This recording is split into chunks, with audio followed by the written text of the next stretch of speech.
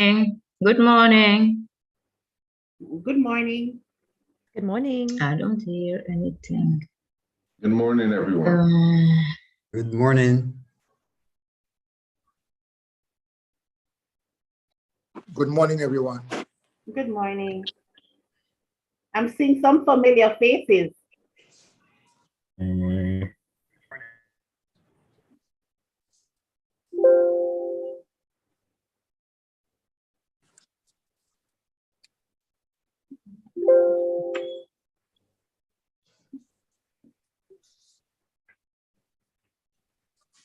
Come on, good going.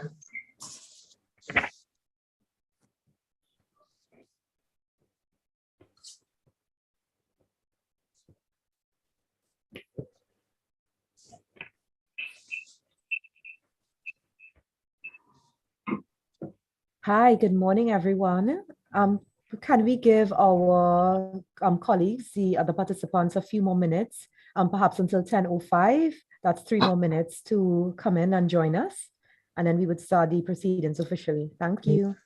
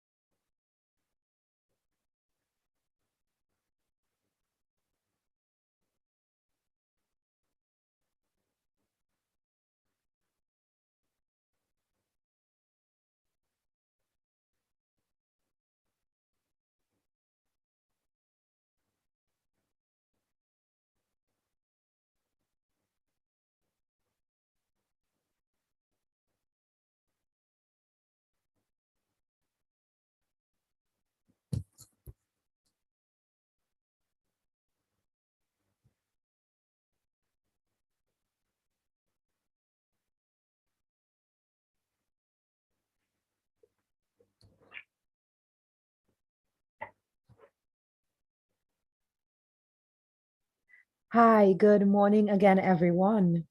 My name is Geneva Oliveri, and I am a development specialist with the Caribbean Policy Development Center.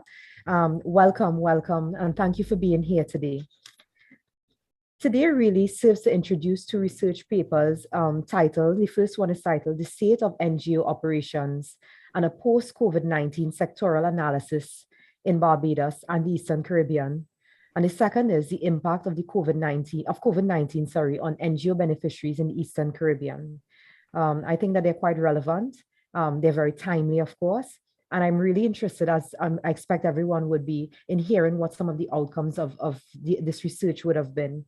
But first, I would like to now hand you over to Mr. Richard Jones, Officer in Charge of the Caribbean Policy Development Center, to just give a few words and introduce us and really open the meeting. Richard?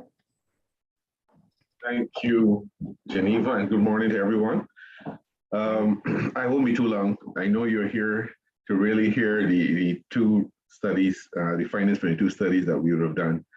But just to say a bit about Cpdc as we start off. So welcome.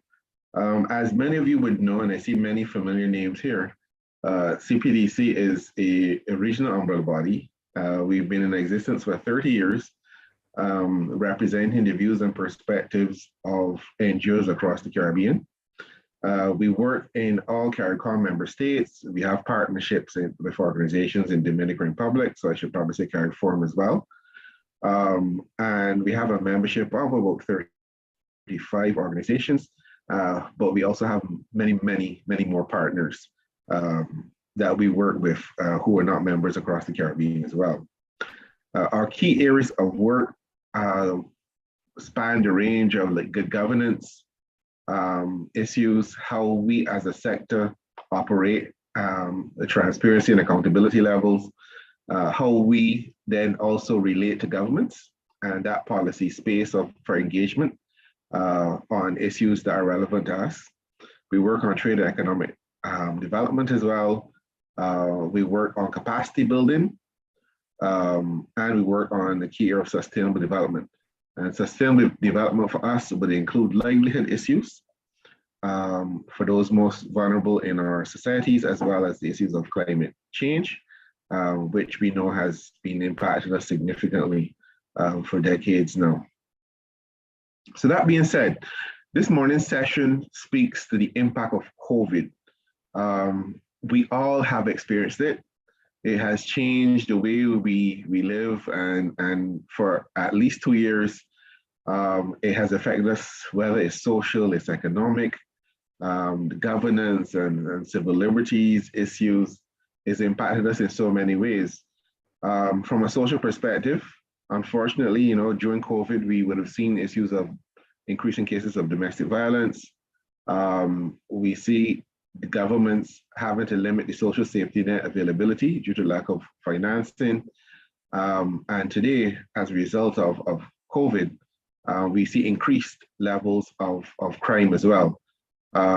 Yes, crime had existed before, but given, I think, the difficult times and challenges, we are seeing more increasing criminal activity as well, something that we have to contend with. From an economic perspective, we've seen higher levels of unemployment. We've seen lower levels of productivity in the private sector due to the COVID response. We've seen higher level of household debt and individual debt, as well as sovereign debt, as our governments had to borrow to provide for us from a social perspective in healthcare, as well as to help respond to the high unemployment levels as well. So we're seeing a number of impacts on us, our societies, and how we live. The governance issues, of course, during COVID, some NGOs such as Cpdc, we would have voiced the need for caution and how we approach our COVID responses from a civil liberties perspective. It's always an uncomfortable situation regarding, despite, I should say, how genuine the case may be, and health-wise, COVID did present a genuine case for governments to be extra careful in their response and ensuring that all was covered. However, as a regional umbrella body, we always caution governments that we have to also be careful the extent to which we limit civil liberties and the duration at which we attempt to limit those civil liberties. We, as an NGO sector, we felt and we communicated to the heads of government, for example, that this should be used in emergencies only and as a last resort to protect our populations as that need arises. Today, unfortunately, we still see some emergency measures and legislation still in place as we adapt to life after COVID. I am careful as I say after COVID, because I see that there's another wave that seems to be moving around the globe at this point in time. However, I think we have to hope and to be cognizant as well that COVID and the coronavirus is not going to go away. But as a sector, we also need to be vigilant that those most vulnerable in our societies are protected, both protected from a health and healthcare and services level, as well as a rights level and access to policymakers and having an input and say in the COVID responses as well. Finally, I just want to say, I think one of the bigger impacts of COVID is inflation. And this is one that we all have been feeling.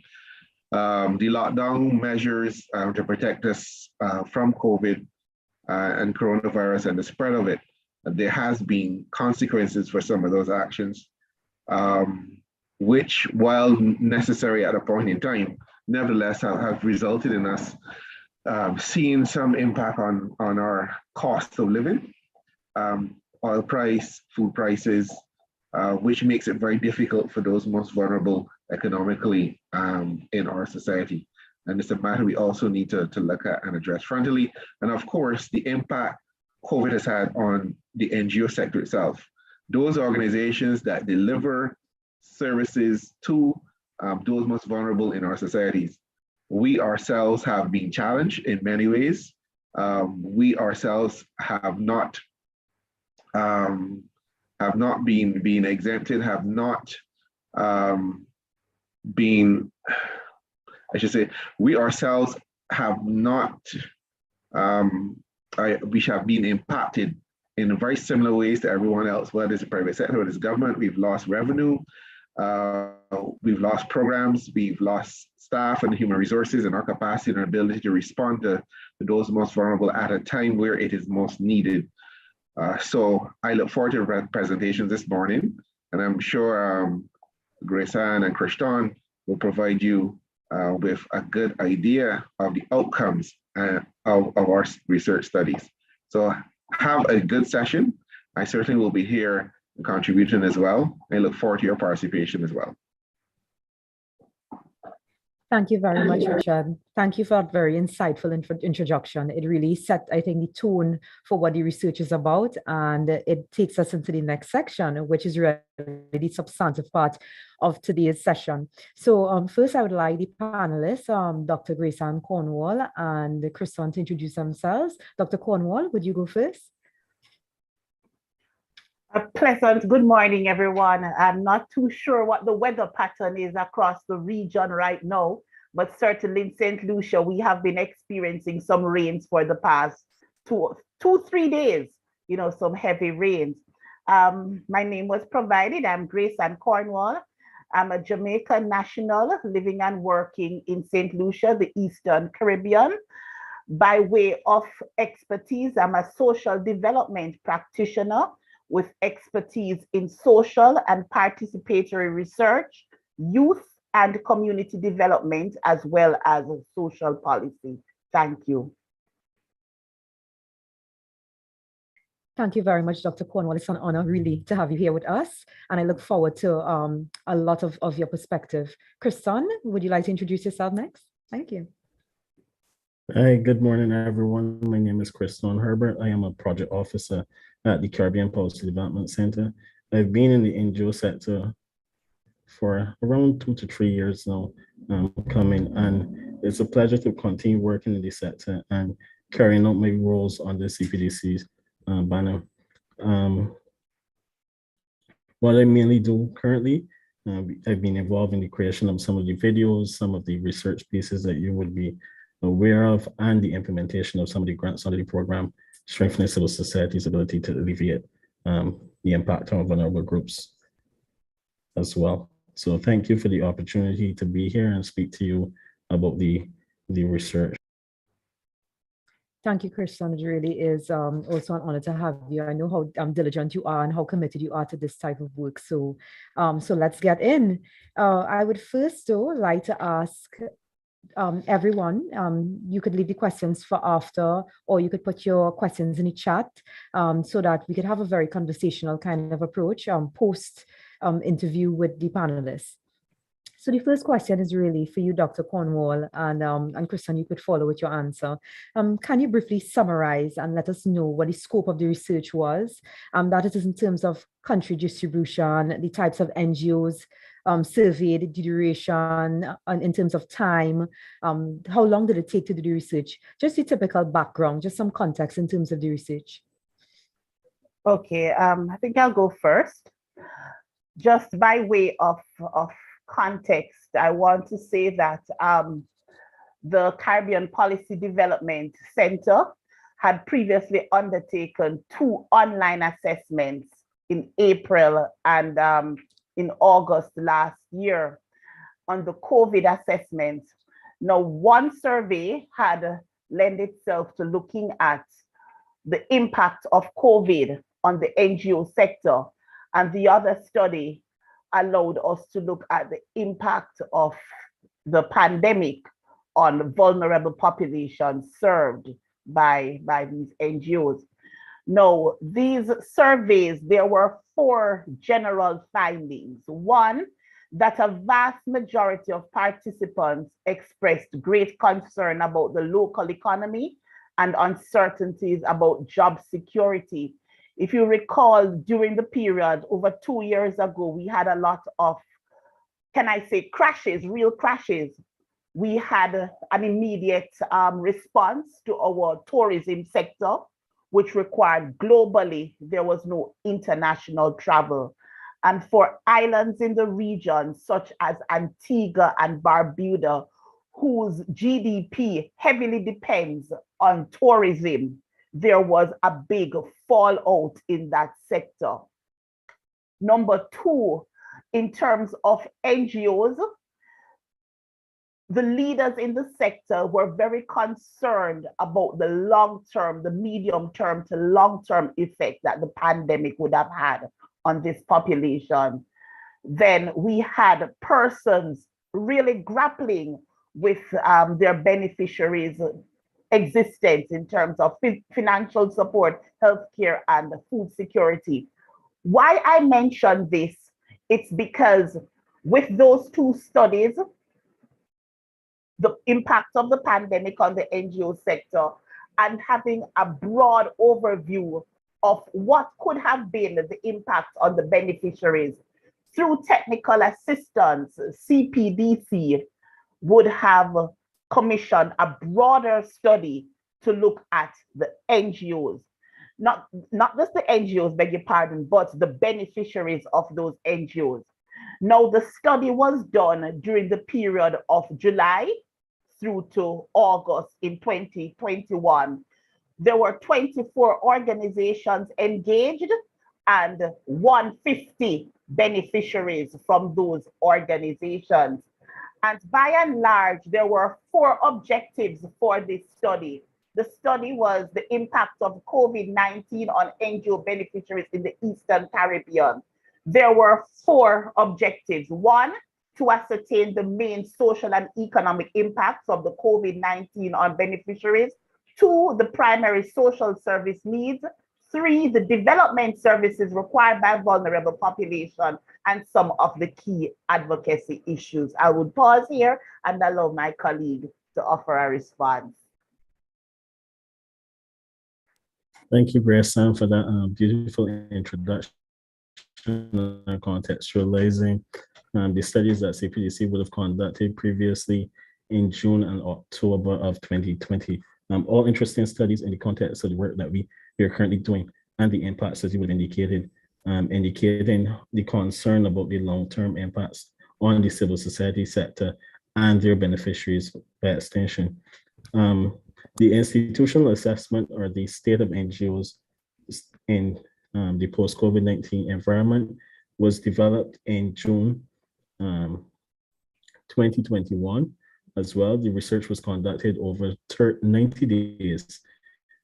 We would have included some focus group discussions. We had about 11 participants, and about 50 organizations surveyed, where we would have sought to delve a little bit deeper into the research that we would have conducted previously in October to ascertain the real challenges that organizations were having, both at the institutional level and at the after the impacts of COVID-19 respectively. So the institutional assessment really looked at the specific project countries, and I'll just go through them briefly so you can have a good context of the sub-regional nature of the research. So Antigua, Barbados, Dominica, Grenada, St. Lucia, St. Kitts and Nevis, and St. Vincent and the Grenadines. And these were the project countries that we sought to engage at the time. And the types of NGOs that we would have surveyed included national organizations, some regional organizations, and some community organizations with a broad scope of vulnerable groups that they would have served We are looking at the elderly, persons with disabilities, LGBTI, indigenous populations as well. Just to provide a broad scope of the NGOs that we dealt with. Most of the organizations were legally registered as well. So there is that experience in the sector and working along with us for a sustained period of time. There was a level of experience which was lauded, with a large percentage of the participants being around for 1 to 15 years, and then some of them being around for longer. So I think it gives you a good base for what the research is possibly unearthing and looking at the impacts and the operational and institutional capacity of NGOs in that sub-regional component. Thank you very much, Dr. Cornwall and Christian. Very comprehensive research indeed. Dr. Cornwall, this question is specifically for you. Can you tell us a bit about the range of the vulnerable groups surveyed? I know that Christian just touched on some, gave us more or less an idea of the various groups, but could you just give us a little more about the groups? Sure. Okay, so I just want to create some type of a bridge between Christian's contribution and what I'm about to say, that the beneficiaries were primarily engaged through the NGOs who are served, okay? And by and large, the NGOs really operate to support what I call inclusion, greater social inclusion and development of the beneficiary population. Having established that, the vulnerable groups included elderly, women, young people at risk, persons with disabilities, representatives from the LGBTI community, sex workers, and victims of sexual exploitation and abuse. When you are looking at a profile of the respondents, and this is key, the study primarily had more females than men. And so at least 68% of our respondents were females. 31% identified themselves as males and 2% other. The group was primarily a young population. So the majority of people here were 30 years and under. More than half of the sample was 30 years and under.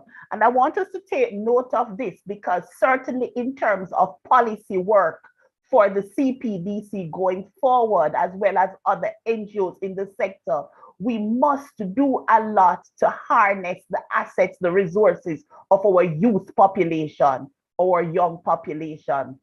I also want to say that the majority of people were fairly educated people. We had 48% having university or college education, and at 31% having secondary education. So by and large, we have a population which is generally literate. And 73% of respondents reported that they lived outside the capital city and 27% lived within the capital city. So demographically, we have a young population, and there were a variety or types of vulnerable groups which were explored. Very important as we continue post-COVID work. Thank you very much for that insight. It's very interesting, really, to see the build-out of the sample. So I'm now going to return to Christian. Can you identify 3 key findings of the work, of your work? Right, thank you, Geneva. So in the work that we would have done, the 3 key findings I've chosen to pull out is the COVID-19 impact on NGOs, the human resource capacity of the sector, as well as the good governance capacity of the sector as well. We would have looked at the impact of COVID first. And as we know, the COVID-19 pandemic would have had adverse impacts on the sector as well. Some organizations would have indicated that they're on the brink of closure due to the lack of funding and opportunities to improve funding, and with a restrictive environment as well in terms of fundraising and being able to host the usual events that they would have conducted over the years to substantiate their funding. NGOs would have lost a lot of income. We had organizations who would have indicated that they would have lost or canceled 2 to 3 projects over the COVID-19 pandemic. And this would have put them in a tighter bind in terms of providing for their beneficiaries. With regards to the human resource component, a lot of the organizations were heavily voluntary based. We saw that majority of the organizations were not able to have paid staff. We saw that as a problem because, as we know, paid staff are usually highly skilled candidates and have more technical ability than volunteers. So for the organizations to implement their programs, they needed a larger component of paid staff in their ranks. Also, what we would have saw is 60% of the organizations would have indicated that they do not feel that they have the amount of persons necessary to successfully implement their program, but they're still striving to implement their program and to address the needs of the vulnerable populations. With regards to the boards, previously there was a 2017 study conducted by Cpdc and Dr. Maron Knight, which looked at the institutional capacity of the NGOs as well. And what we saw there was an increase generally in the amount of boards, the amount of board of directors in the sector. But what we saw now and what we unearthed in our findings is that there were issues of the capacity with the board in terms of their functionality. A lot of the organizations would have indicated that their boards are not functioning to the level which is necessary to implement and to provide the level of oversight necessary for the NGO. So those were 3 of the findings that essentially stood out to me. And I'll just hand over to Grace and so she can weigh in as well. I believe, Kristen, you raised a very important finding, because what the study, and this is the beneficiary assessment, what it indicated is that despite organizations, being involved in the work or in the development of beneficiaries, that the groups, the NGOs themselves indicated that they required additional skills to address the development needs of their target populations. Now, bearing in mind that the NGO sector is playing a very critical role, they are treating with the needs of what I would call the backbone of the most vulnerable persons in society. So the study indicated, or the NGOs themselves indicated, that in going forward, they are going to need some critical skill sets to help treat with the needs of their population. And what are some of these? 1, 82% of our responses indicated that they needed support or training using risk assessment tools for vulnerable tools.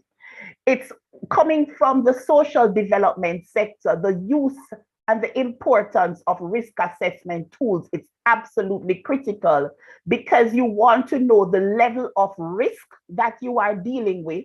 You need to be able to design case management or treatment plans for the vulnerable population. Number 2, 73% of the respondents indicated that they needed support in advocacy and lobbying techniques on behalf of the vulnerable groups. And these lobbying and advocacy techniques could be to the international sector, regional stakeholders, and in a while we'll speak about some of them, as well as the local, private, and public sector.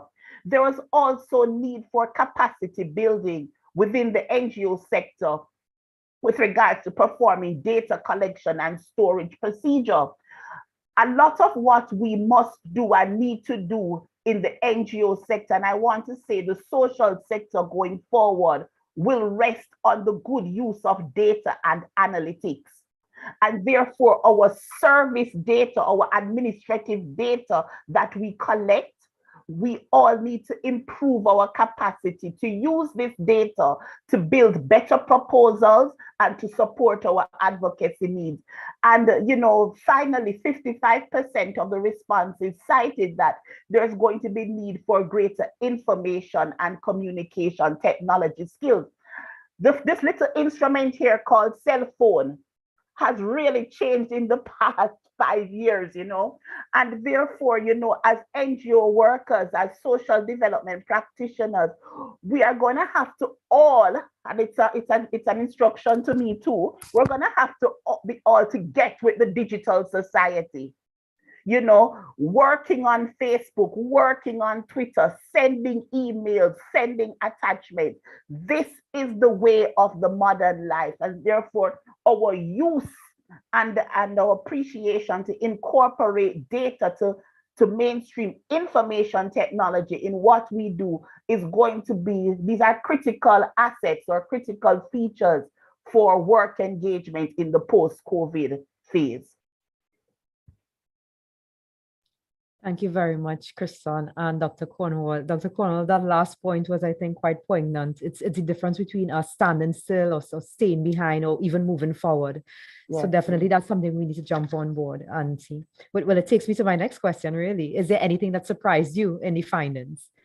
Dr. Cornwall? I'm not going to say surprised, but it's I think it confirmed a number of notions, and it really cemented some personal convictions as well as convictions I'm sure persons in the sector already know.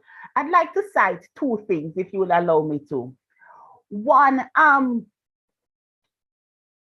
persons who reported as LGBTI in the study mentioned their precarious living conditions and how it worsened during the pandemic. I'm very happy that the studies have been posted in the chat so persons can download and read at their leisure.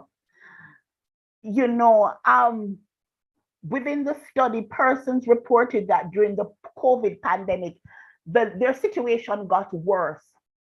So yes, 95% of persons who identified as LGBTI indicated seriously their food challenges, compared with 50% of vulnerable groups. I also want to speak frankly to some of the comments which came out in the focus group discussions, where members of this community reported increased levels of violence and intolerance. So they would have worked hard enough to move out of a situation in where they were experiencing violence, but not having a source of income brought them back in that situation, and they lost that type of security. The study also confirmed what I want to know, and we all know as Caribbean people, we are resilient people. We are resilient people, hand down. And so I just want to spend just a few moments highlighting how this resilience has played out. Commendation to the Cpdc and its leadership. For example, the Cpdc implemented the Barbados component of a project called the Rebuilding for Good. And this project was facilitated with support from the European Union. Then we also have to think of the work of the Caribbean the Caribbean Public Health Agency, CARPA, which led the Caribbean's coordinated our public health response to the pandemic in a multifaceted way. We also must make reference to the Caribbean CDEMA, the Caribbean Disaster Emergency Management Agency, PAHO, and Cpdc in the financial support offered to procuring personal protective equipment and supporting finances towards the medium and small business sector. You can't get better than this, and I'm sure there are other organizations which would have, made valiant contributions. So one, the study really cemented or validated things which many of us as development practitioners are aware about, the further vulnerability and social exclusion on some groups, as well as the resilience of our people and the Caribbean institutions which serve us. Thank you for that insight, Dr. Cornwall. Are there any other groups that had similar experiences or had any kind of situations very like that, if I could ask? As in the LGBTQ, I know that you mentioned the LGBTQI. Are there any other groups that had similar experiences or anything of the sort that you would like to mention at this point? So the LGBTI is one community. The young people in the study also felt a sense of marginalization. So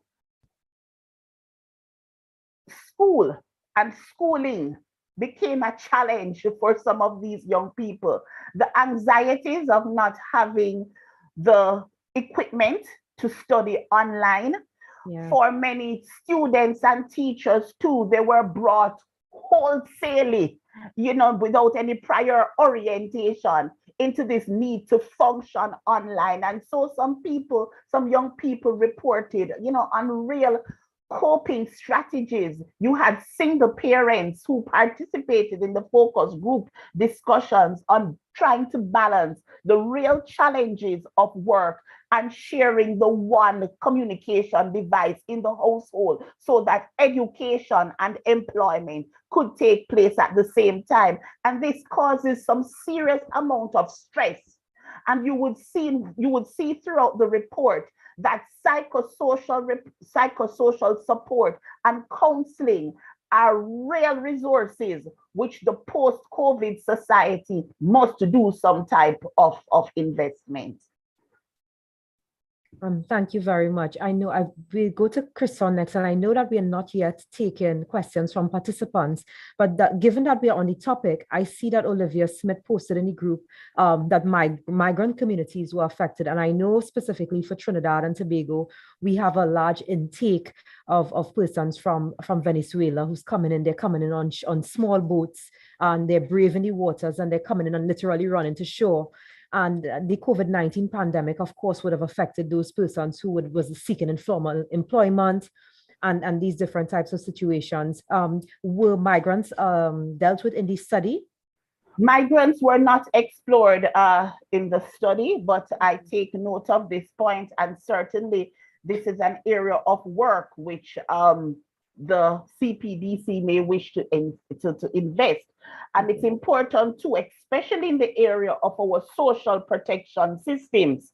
If you just allow me to just move quickly, Geneva. Yeah. What the study confirmed is that the majority of our Caribbean nationals are not a part, or a majority of the persons engaged in the study were not participating in a social protection program, and the study identified a number of them. And so again, once you have this type of compounded vulnerability, you are a migrant, you have no supporting documentation, it makes your ability to live sustainably, further complicated. So certainly, this poses a very good opportunity for future work, not just the migrants, but also their children and how they are assimilating in school and other spheres of the society. Thanks. Indeed, Dr. Cornwall, thank you for that. Christian, is there anything that jumped out at you, surprised you in the research findings? Just to piggyback on what Grace would have indicated when she spoke about the level of resilience of Caribbean people, I saw in the focus groups a level of resilience that is very intriguing and very inspiring for the vulnerable communities that we serve. I saw organizations who were on the brink of closure, for example, are not able to pay rent and concerned about staff allocations and fees and budgeting. And they're still willing, they're still enthused in terms of providing the level of support and at a very high level. Also, what I saw was the staff complement of many organizations as well. When you listen to organizations and they're articulating their issues and their challenges to you as a researcher, also you in the community as well, and seeing some of the impacts from your organization's standpoint, it's very interesting.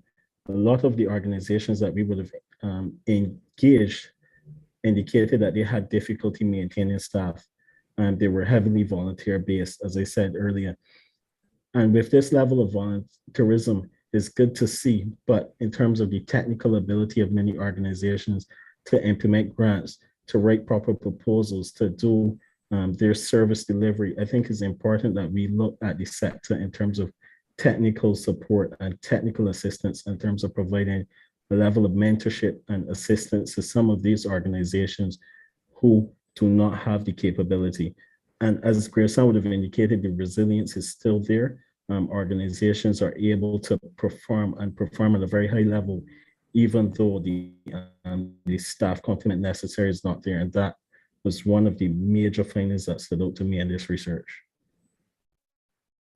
I keep on doing this. If you would allow me, Miss Oliveira and Kristen, just to complement something that Kristen spoke about. Please continue. Please proceed. Okay. So another aspect of the resilience with the reduced funding support, I recall being a part of a focus group discussion with representatives of the LGBTI community organizations which serve this group. And they brought it home forcefully that we're all serving the same community. Please allow me to explain. Persons with disabilities are also young people. They're elderly, they're women, there are sex workers there who are, we didn't look at migrants, but they're also migrants. So the point is the needs are very cross-cutting.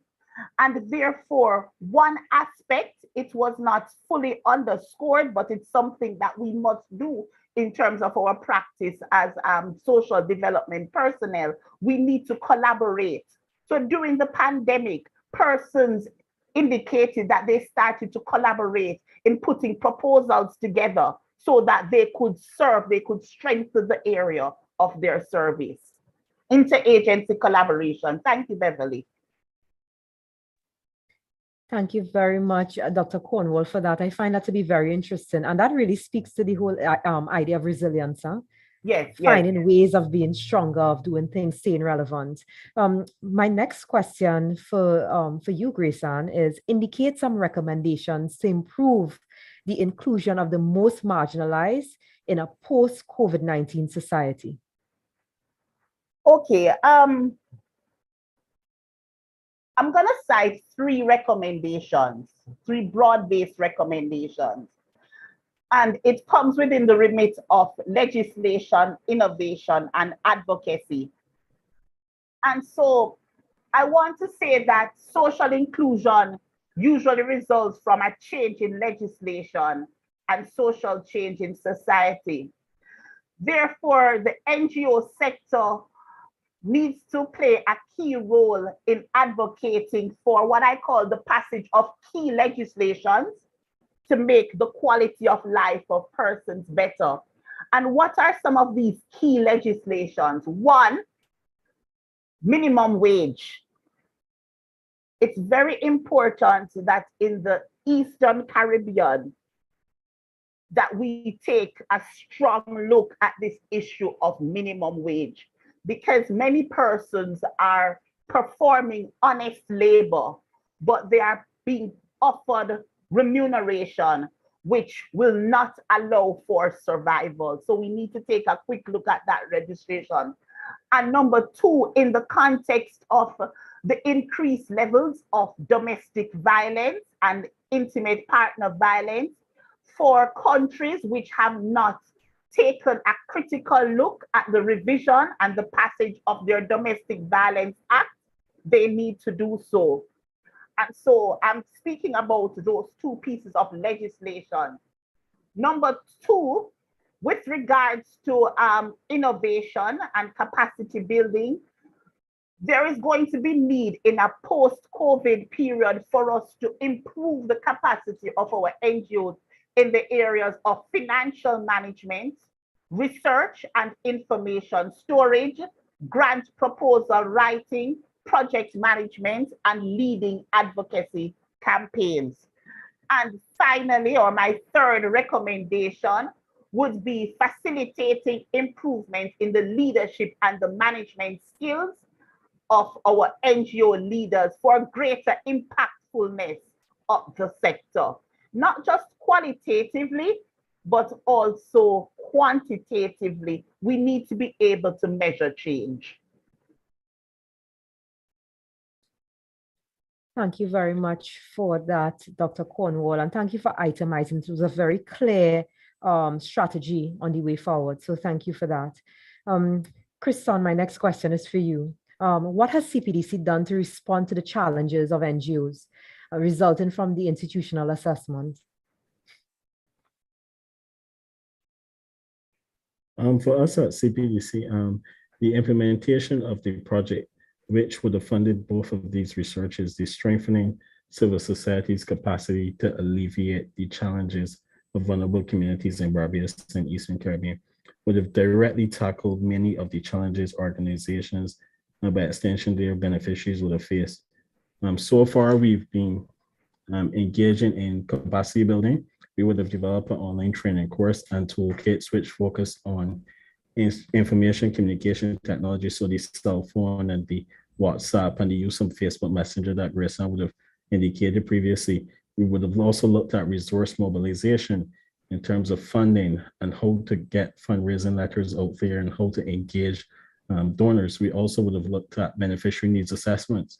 So in terms of conducting your beneficiary needs assessment so that you're very pointed in the way that you deliver to these to your group. Also, we would have developed a lot of training videos as well, which also would have sought to address some of the needs. So we have one training video currently on the beneficiaries and their needs and assessing the needs of the beneficiaries. Also, there's training videos also coming on good governance and the role of the board and unearthing some of the issues that they have in terms of functionality and providing terms of reference and stuff that we're working on. Also, I would just jump to some of the grant support that we are offering. So far, we would have given out, I think, 10 grants to organizations under 2 programs, the economic empowerment for vulnerable groups, where we look to provide skills building, economic empowerment, and really teaching the vulnerable groups how to own their own economic position and to build out of COVID-19 better. And then we would have looked at capacity building sector. So from the advocacy standpoint, and also coming full circle in terms of building your institutional capacity and then being able to get your voice out there on behalf of your groups as well. I just hope that I've covered everything that we're doing so far. It's been quite a lot, but if anything jumps out at me, I'll let you guys know as well. But stay tuned to our website, our social media, as we continue to roll out this program, as we're at the midway point and we're still looking to engage and still looking to build out better. Thank you very much, Kriston. Thank you for that. I'm not sure if Dr. Corner would like to weigh in again on it. In terms of our recommendations? Yes, anything like that. I just saw that you went on mute, so I'm not sure if you were always on mute. Okay. But I do have another question for both of you, and it's my last question really before we get into the participants' feedback on the particular research. What are some of the ways that policymakers can meaningfully engage vulnerable groups and those who they represent in times of crisis? What are some ways you think that policymakers need to do more or really engage vulnerable groups to really move this forward, especially as we're going on the topic of advocacy, we're going on policy, we just spoke about, you mentioned legislation. What are some, I know that it's very similar to the recommendations, but we're specific now to policymakers.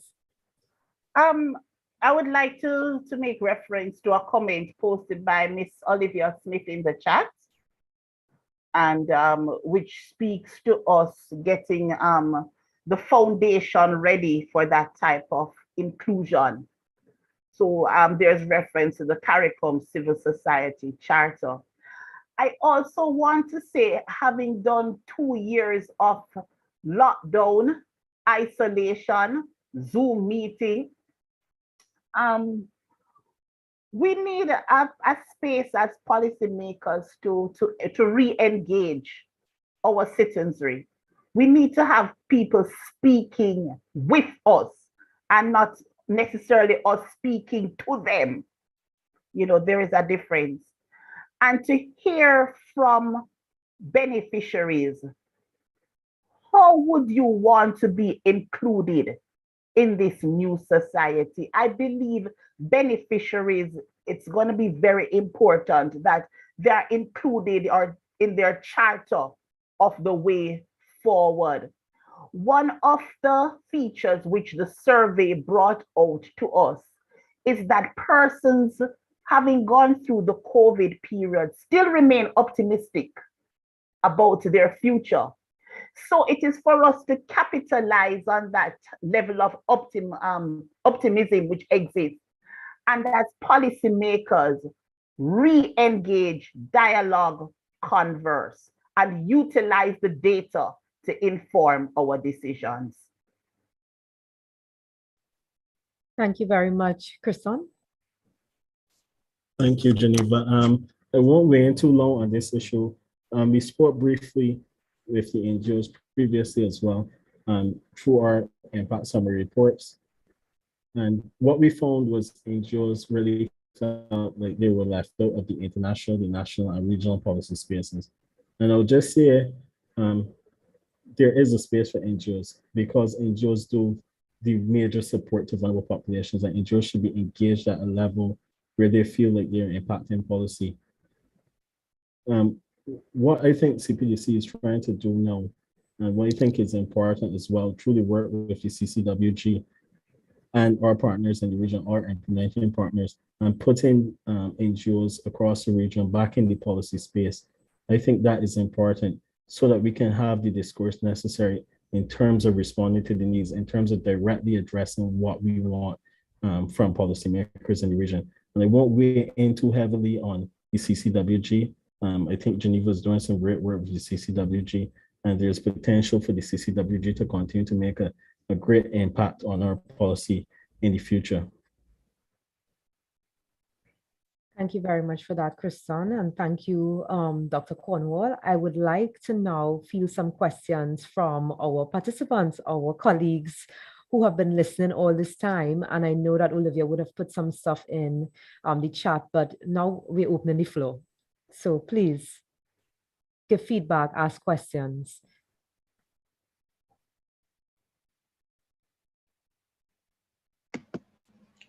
Hi, good morning. Hello, everybody. My name is Beverly LeBlanc, and I'm from Dominica. Welcome, And welcome. thank you. I'm listening to the research and the feedback from the research. I too want to lend my voice because even as we as an organization, there's a colleague of mine here, Miss York, which is our disability program officer. We too face almost what I would call like a double whammy during the pandemic. Because number one, because of our financial situation, we lost our building. So we did not have a building to actually provide the service that we would normally provide for our children because we work with children with special needs. And I heard Dr. Jacqueline, Grace, she talked about innovation. And these actually kind of provoked us, I would say, into innovation. And then we went into an area we ventured into an area that no one has ever ventured in. These are children with special needs. And then so we now had to provide them with their services where they are. So we went on providing their services online. So we had a blended approach. We had an online, we had home visits, and then this is how we provided the services. And our clients, our beneficiaries have a wide range of disabilities. So we had those who were getting the academic and those who had to get the skills. So our teachers now have to go to their homes to teach them to dress, teach them to make their tea. And what we found, although we're still struggling and we don't have any money. We have $22 in our account, so we really do not have any money. But with that, we saw our own resilience, and we saw things came out from us that we would have never done had we had a building. So we look at the pandemic like a blessing in disguise, but actually getting us to think outside of the box, and we did quite a bit and more than we would have done had we had a bill. We got some funding from UNICEF, and we were able to provide relief packages for over 250 families with persons with disabilities. We were able to continue to create the awareness, so we erected 3 billboards around the island.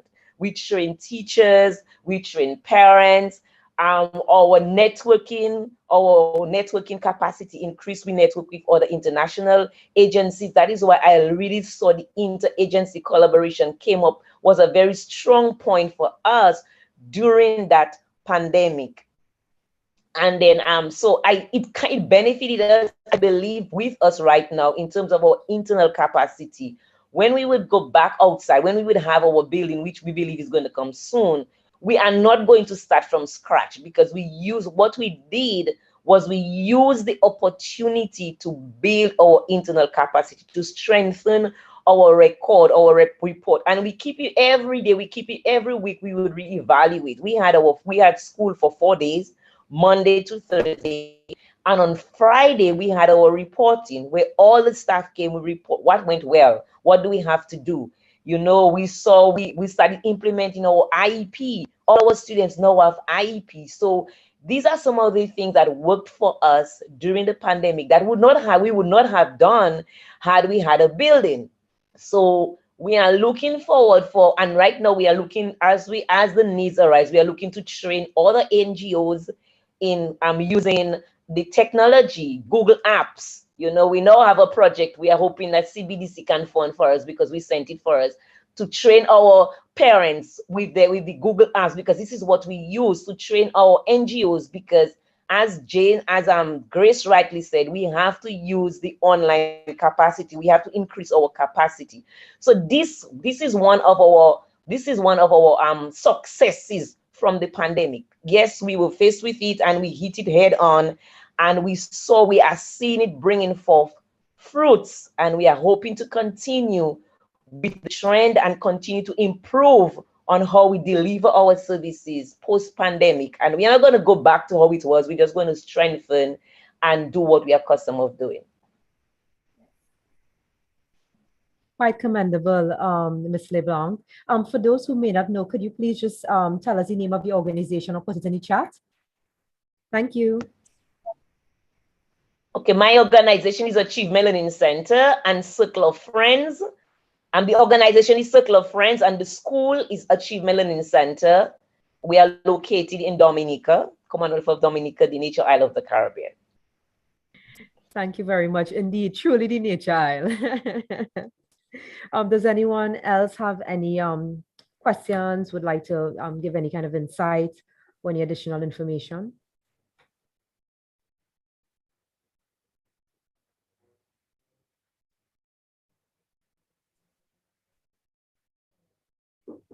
I'd like to say something, if you can hear me. Yes, loud and clear. I think that I was just studying on this morning, and thank you for the report. I haven't finished studying. It keeps crashing on my PC for some reason. I'm sure it's my end that's the problem. But one of the things that strikes me is how this is a unique situation, a new, call it Corona, right? It's new. And it was just suddenly thrust upon us, and it really disrupted all of our lives very much. And I think that in so many ways, not just financially, but movements, etc. You're all aware of them.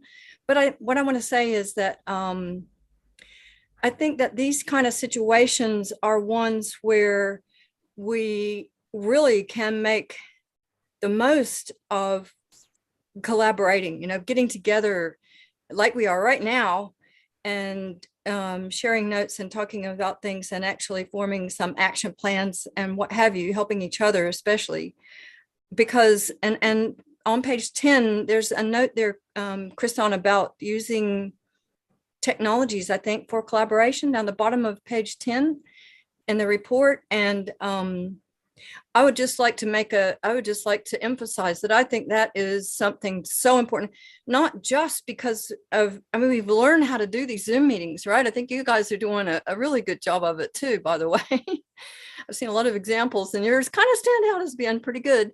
So I think that, you know, we have such a diverse group from all over the place. And I think that I've noticed before that by Cpdc getting people together, that we really do add a lot of value to each other. And so if we can continue this sort of vein, you know, where we are working together online, not necessarily just about grants, but just about topics, or maybe just a regular session, something like that. I'm sorry, I'm talking off the top of my head now. But, you know, I just think that is, it's just making me think about the value of us getting together. And I think that using technology like we are right now is, it's, hey, maybe a silver lining to the whole thing. That's what I want to say. Thank you. Thank you very much for that. Panelists, if you want to also have any comments in between, you could also make your feedback as well. But thank you very much for that. And I think if there's any takeaway from this entire session, it would be definitely the value in collaborating, in capitalizing on certain synergies, in coming together to ensure that we have certain policy responses, because while we're very diverse, we are also very similar. So we could definitely learn and strengthen each other and strengthen each other's capacities as we wade through these post-COVID-19 pandemic waters. Does anyone else have anything to say? I definitely agree with Anne in terms of providing a space for us to at least engage one another, probably every 2 months, once a month, if possible. I know everyone is busy, but sometimes that collaboration, that interchange of information could lead to brilliant ideas, brilliant projects, and potential partnerships. So I think it is a basis that we could work on and possibly look to roll out more activities, more online engagements for persons once there isn't that level of online fatigue that we see throughout the region.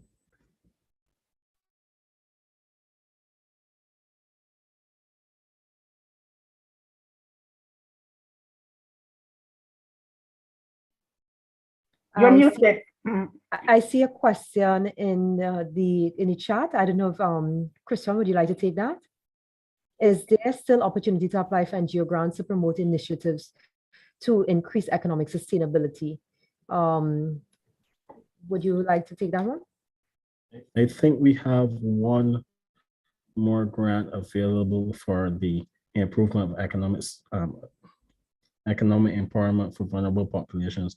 So there's one more grant available. It's roughly around 12,000 US. And we are looking for the next organization to supply that. Currently, we have some more evaluations to complete. Hopefully, we can find an organization to implement that program in either Barbados or the Eastern Caribbean. Please, could you send us the application link for that Lifeline in Dominica? We're back in action, so we'd love to have a look, please. Yes, no problem, no problem. You could share your email address in the chat if you would like to have it directly, or Kristen would share the link in the chat as well.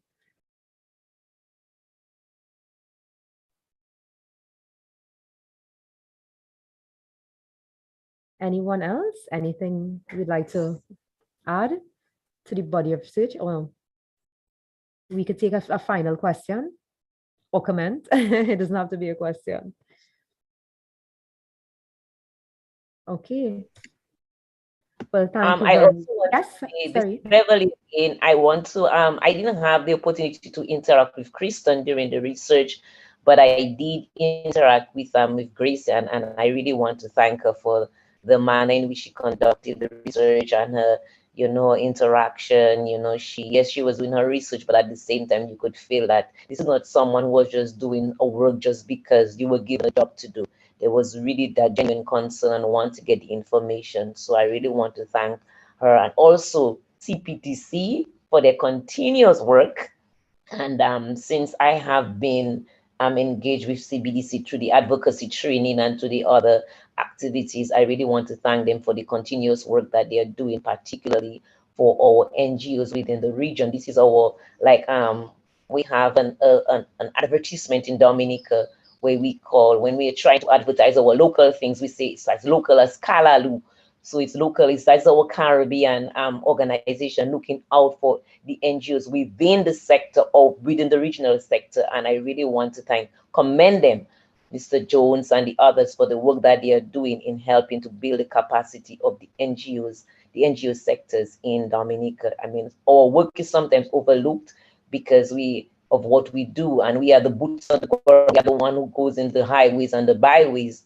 But we want to thank you for the work that you are doing. Continue doing that work. Geneva, if you'd just allow me to offer a comment. Yes. I thank you, Beverly, for starting the flame of gratitude. But I'd also like to extend this gratitude to persons on the call. I'm looking and I'm seeing some familiar names here, you know, which I would have called personally. But I thank you all for representing your organizations so well. You certainly have the heart and the mind of the communities in which you represent. My recommendation to you, not just as a researcher, but as a concerned citizen of this region, for us to take that report, read the report. There is a large version, there is a small version, the summary report, and identify those findings or two that you could implement, you could critically look at, and see how it is that you're going to use this information to change the lives of those whom you serve. So thank you, Mr. Richard Jones and your team. I also want to say thanks to Karen Phillip. You know, she supported this exercise at that time, and to all of you present on this call. And please tell your constituents thanks for me. Thank you very much for that heartfelt, really show of gratitude, and also Beverly, to you. I think that's important. I think if it's any, as I close, I mean, I would close the session now, and I would say that I think that's a very important part of what we do. We get down to the heart of it. When we collaborate, we get to the human part of it, the giving the thanks, the feeling what other persons feel, and understanding what is required to make their lives much better. So thank you, everyone. We look forward to our future engagement. Thank you, Kristen. Thank you, Dr. Cornwall, for a very, very enlightening session. Thank you, Richard, for always supporting these initiatives and really pushing the need for Caribbean development, especially in the NGO sector and amongst vulnerable groups, more specifically. And we look forward to seeing you all again in any future sessions that we may have. So thank you, and do have a great day. Thank you. Thank you all. Everyone. Okay. Goodbye, everyone.